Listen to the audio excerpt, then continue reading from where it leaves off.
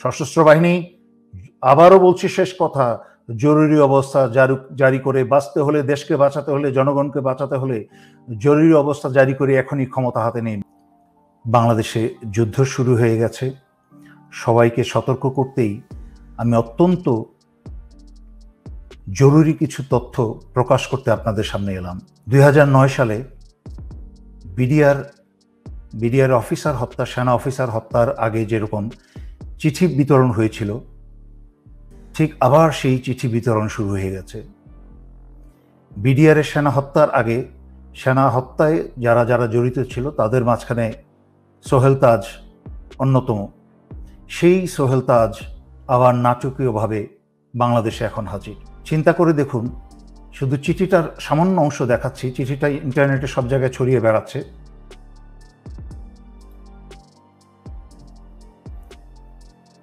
চিঠির লেখা দেখুন, প্রিয় জেনারেল সাহেবগণ, পরিবর্তনের ধ্বনি কি শুনতে পাচ্ছেন? সোজা চলে যাই। আপনারা 2009-এর বিডিআর হত্যাযজ্ঞ থেকে কোনো শিক্ষা গ্রহণ করেননি। সাধারণ সৈনিকদের লেখা এই খোলা চিঠিটি সেটারই প্রমাণ বহন করে। একটু সতর্ক করে দিই আপনাদেরকে, এই স্বৈরাচার সরকারের পতন কিন্তু সময়ের ব্যবধান মাত্র। তারপরে অনেক কথা লেখা আছে। আরেকটা চিঠিতে চলে যাই, আরেকটা অংশ। কতটা নিচে নেমেছে সেনাবাহিনীর ভাবমূর্তি একবার চিন্তা করুন। কোথায় গেল সেই চেতনা ও মূল্যবোধ যা আপনারা আমাদের দিনরাত মুখস্থ করান? কোথায় গেল আপনাদের সেই চির উন্নত মমশির? শির বলতে আর কিছু অবশিষ্ট রেখেছেন? উন্নত না অনুন্নত সে কথা তো পরে। দেশের প্রতিটা মানুষ আপনাদের তথা আমাদের আজকে শুধু ঘৃণা করে, শুধুই ঘৃণা। এখন দেখলাম পুলিশ, আর্মি আর র্যাবে কর্মরত সবার পরিবারের ঠিকানা সংগ্রহ করা হচ্ছে, ডেটাবেস তৈরি করা হচ্ছে যাতে তাদের পরিবারের উপর প্রতিশোধ নেওয়া যায়। স্যার, ব্যাপারটা একবার ভেবে দেখেছেন? আপনাদের আদেশে আমরা ছাত্র হত্যা করব আর ওরা আমাদের পরিবারে হাত দিবে। স্যার, শুনতে পাচ্ছেন? আপনারা কি পারবেন আমাদের পরিবারের নিরাপত্তা দিতে? পারবেন পুরো দেশটাকে ক্যান্টনমেন্ট বানিয়ে ফেলতে?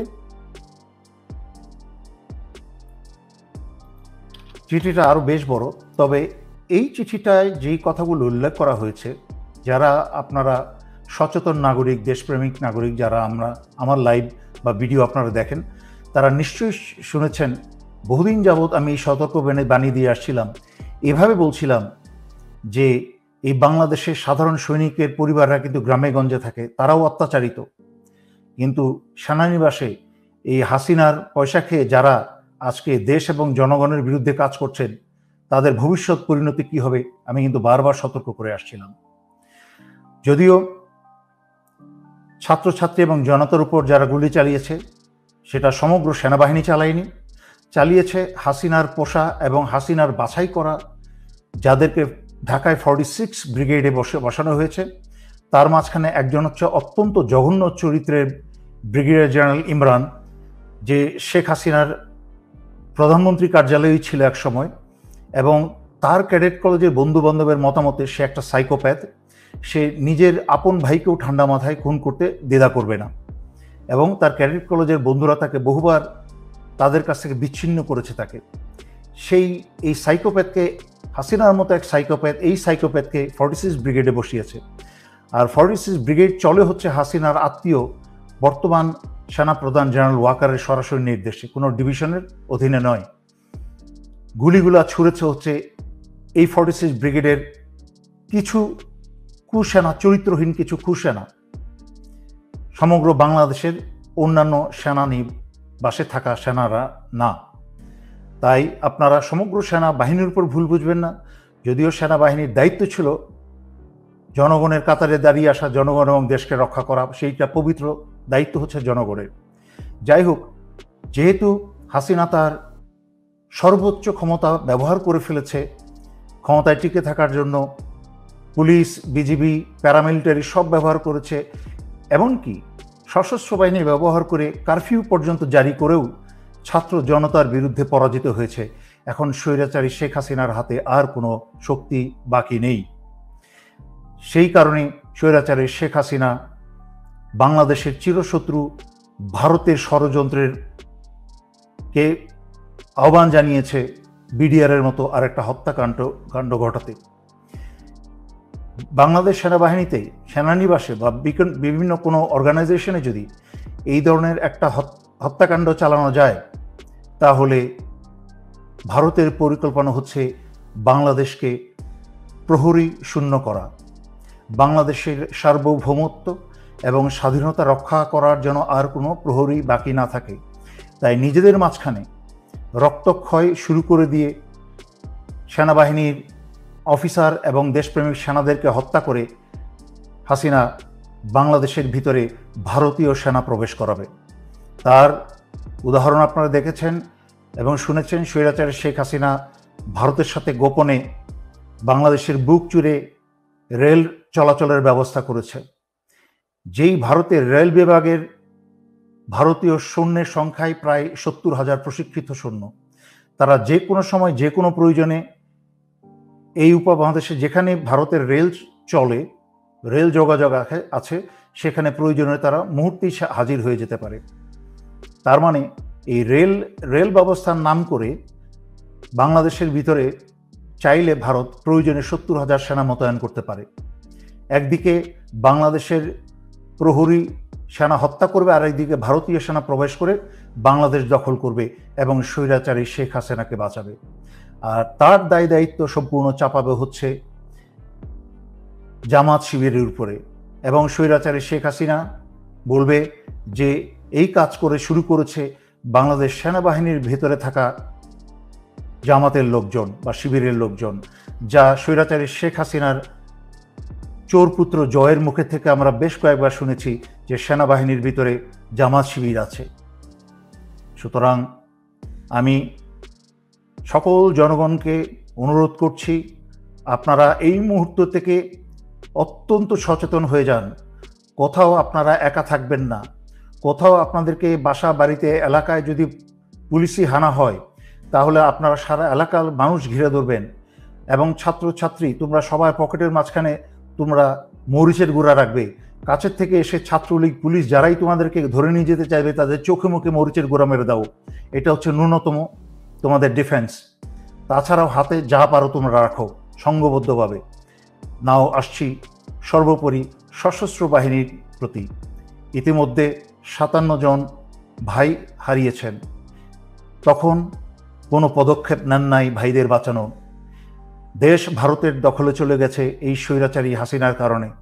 15 বছর ধরে যাবৎ বাংলাদেশের সব কিছু স্বাধীনতা, সার্বভৌমত্ব, এমনকি জনগণের জান মাল, বাংলাদেশের অর্থনীতি সব কিছু ভারতের হাতে তুলে দিয়েছে। আরও অপেক্ষা করবেন নিজের এবং নিজের স্ত্রী সন্তানের রক্ত দিয়ে? এখনো সময় আছে। আজকে রাত্রে ভোরের অপেক্ষা না থেকেই আপনারা অস্ত্র হাতে জরুরি অবস্থা জারি করে সারা বাংলাদেশের ক্ষমতাবার হাতে তুলে নিন এবং ছাত্র আন্দোলনরত ছাত্র জনতার সাথে কাঁধে কাঁধ মিলিয়ে বাংলাদেশ রক্ষায় দাঁড়িয়ে যান। আমি সংগ্রামরত আন্দোলনরত ছাত্র ছাত্রী জনতা এবং দেশপ্রেমিক সশস্ত্র বাহিনীর পক্ষ থেকেই স্বৈরাচারী শেখ হাসিনার সরকারকে বহিষ্কার ঘোষণা করছি। স্বৈরাচারী শেখ হাসিনা সরকার আজ থেকে বাংলাদেশে সম্পূর্ণ অকার্যকর ঘোষণা করা হলো এবং স্বৈরাচারী শেখ হাসিনার আওয়ামী লীগের যে কোনো সদস্যকে পেলে আপনারা গ্রেফতার করে জেলে সোপর্দ করুন। সশস্ত্র বাহিনী, দেশপ্রেমিক বিজিবি সকলের উদ্দেশ্যে আপনারা বিজিবির প্রতি সারা বাংলাদেশের সীমানা পাহারা দিন এবং সশস্ত্র বাহিনীর নিজ অন্যান্য দায়িত্বের পাশাপাশি দায়িত্ব সকল বিমানবন্দরগুলোকে দৃষ্টিতে আনুন এবং পাহারায় রাখুন, যেন আওয়ামী লীগের কেউ পালিয়ে যেতে না পারে। এবং সর্বোপরি এই কথা বলছি, ক্ষমতাভার গ্রহণ করার পরে বাংলাদেশের ভেতরে যেন ভারতের কোনো রয়ের সদস্য যেন এরা না থাকতে পারে, তা যা ব্যবস্থা করার করুন। বাংলাদেশের মাটির ভিতরে, বাংলাদেশের সীমানার মধ্যে যেন যেখানেই রয়ের সদস্য পাবেন, এদেরকে আপনারা খতম করে দিন। বাংলাদেশ স্বাধীনতা, সার্বভৌমত্ব কে রক্ষা করার দায়িত্ব আমরা যারা বেঁচে আছি এবং পরবর্তী প্রজন্ম বা নতুন প্রজন্ম ইতিমধ্যে তাদের দায়িত্ব 15 বছর অবহেলার পরে তারা এখন দায়িত্ব বুঝতে শুরু করে দিয়েছে, তারা দেশ ভালোবাসতে শুরু করে দিয়েছে। তাদের মাঝখানে আর মৃত্যুর ভয় নেই। তাদের মাঝখানে যখন মৃত্যুর ভয় চলে গেছে তখনই হয়েছে স্বৈরাচারী শেখ হাসিনার ক্ষয়। হাসিনাকে আর এক মুহূর্ত টিকতে দেওয়া যাবে না। যেখানেই পাবেন এদেরকে আপনারা গণধোলাই দিতে শুরু করেন। সশস্ত্র বাহিনী, আবারও বলছি শেষ কথা, জরুরি অবস্থা জারি করে বাঁচতে হলে, দেশকে বাঁচাতে হলে, জনগণকে বাঁচাতে হলে জরুরি অবস্থা জারি করে এখনই ক্ষমতা হাতে নিন। আন্তর্জাতিক তদন্তে জোর কূটনীতিকদের। কোঠা সংস্কার আন্দোলনে 2 শতাধিক মৃত্যু, হাজার হাজার আহত এবং রাষ্ট্রীয় সম্পদের ক্ষয়ক্ষতির বিষয়ে জাতিসংঘের তত্ত্বাবধানে বিশ্বাসযোগ্য তদন্তের দাবি পুনর্ব্যক্ত করলেন ঢাকায় নিযুক্ত বিভিন্ন দেশের রাষ্ট্রদূত। বৃহস্পতিবার বিকেলে রাষ্ট্রীয় অতিথি ভবন পদ্মায় পররাষ্ট্র মন্ত্রণালয় আয়োজিত জরুরি কূটনীতিক ব্রিফিংয়ে পশ্চিমা দুনিয়ার প্রতিনিধিরা প্রায় অভিন্ন সুরে কোঠা আন্দোলনে ব্যাপক প্রাণহানি ও সহিংসতার আন্তর্জাতিক তদন্তের দাবি পুনর্ব্যক্ত করেন। ব্রিফিংয়ে পররাষ্ট্র সচিব মাসুদ বিন মোমেন এবং প্রধানমন্ত্রীর প্রেস সচিব নাইমুল ইসলাম খান সরকারের অবস্থান তুলে ধরেন। সরকার এরই মধ্যে বিভিন্ন ঘটনার তদন্ত কমিটি গঠন করেছে জানিয়ে তারা দেশীয় তদন্তে কাজে ফরেনসিক্স তথা কারিগরি সহায়তা নেওয়ার কথা জানান। ব্রিফিংয়ে সরকারের প্রতিনিধিরা কোটা সংস্কারের দাবিতে শিক্ষার্থীদের চলমান আন্দোলনে তৃতীয় পক্ষের সংশ্লিষ্টতার প্রমাণ হিসেবে বিভিন্ন ডকুমেন্ট উপস্থাপন করে। অনেক বাধ্য হয়ে আইনশৃঙ্খলা বাহিনী বল প্রয়োগ করেছে বলে তারা কূটনীতিকদের বোঝানোর চেষ্টা করেন। ব্রিফিংয়ের সূত্র বলছে, এ নিয়ে পররাষ্ট্র সচিবের স্বাগত বক্তব্যের পর উন্মুক্ত আলোচনা ও প্রশ্নোত্তর পর্বে ফ্লোর নেন ঢাকায় নিযুক্ত জাতিসংঘের আবাসিক প্রতিনিধি গেন লুইস। তিনি সহিংসতায় ব্যাপকতার বিষয়টি তুলে ধরে শিক্ষার্থী, সাংবাদিক, পুলিশ, শিশুসহ প্রত্যেকটি প্রাণহানির বিশ্বাসযোগ্য তদন্তে আন্তর্জাতিক সম্প্রদায়ের সম্পৃক্ততার প্রস্তাবের যৌক্তিকতা ব্যাখ্যা করেন। পরবর্তী ফ্লোর নেন বৈঠকে উপস্থিত Canadian high commissioner Lilly Nichols. তিনি জাতিসংঘ দূতের সঙ্গে অভিন্ন অবস্থান ব্যক্ত করে আইনশৃঙ্খলা বাহিনীর মাত্রাতিরিক্ত বল প্রয়োগের অভিযোগ নিয়ে কথা বলেন। সূত্র বলছে, কোঠা সংস্কার আন্দোলনের ব্যাপক প্রাণহানির পর লাখো মানুষের বিরুদ্ধে মামলা করে দেশব্যাপী আতঙ্ক এবং চাপা উত্তেজনা বিরাজ করছে। এতে নতুন করে আর কোনো জানমালের ক্ষতি দেখতে চায় না আন্তর্জাতিক সম্প্রদায়। দেশজুড়ে সংঘাত, প্রাণহানি ও ধ্বংসযজ্ঞের ঘটনায় গভীর উদ্বেগ প্রকাশ করে এবং গত সপ্তাহে পররাষ্ট্রমন্ত্রী ডক্টর হাসান মাহমুদকে যৌথ চিঠি দেয় ঢাকার 14 মিশন। সেই চিঠিতে সংকটের টেকসই সমাধান খোঁজার আহ্বান জানানোর পাশাপাশি নতুন প্রাণহানির ঘটনা এড়াতে সরকার ও সংশ্লিষ্ট পক্ষগুলোকে সংলাপের তাগিদ দেওয়া হয়। সেই আহ্বান বিবেচনায় সরকার গৃহীত পদক্ষেপগুলোর বিষয়ে অবহিত করতে কূটনীতিক ব্রিফিংয়ের উদ্যোগ নেয় পররাষ্ট্র মন্ত্রণালয়।